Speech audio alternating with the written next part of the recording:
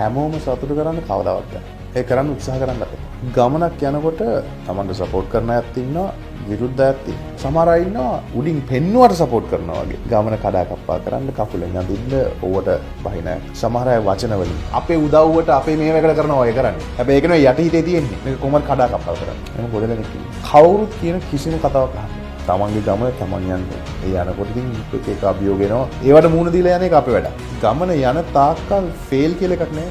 අපි මෙතන ඉඳන් වාහනේ නැගලා ගමනක් යනවා කියන්නේ. ඒ යන අතරදී ටයරයක් නේ වෙන්නේ. නවත්තන්න. ෆේල් අලුත් ටයරයක් දාලා දුවන්න ඕනේ. යනකොට එක දැනදී ලයිට් එකක් ගහලා යනවා.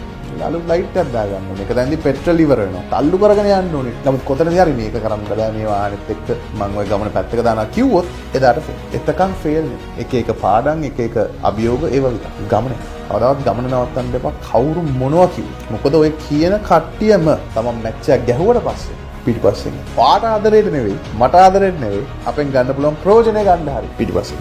ඒ නිසා හැමෝටම පාඩමක් උගන්වන්න නම් කාත් එක්කවත් කියවන්න යන්නත් එපා. කාටවත් තේරුම් කරන්න යන්නත් එපා. ශ්‍රද්ධ නැතුව මැච් එක. තමන්ගේ ඒ සක්සස් එකට උත්තර දෙන්න දීලා පැත්තකට.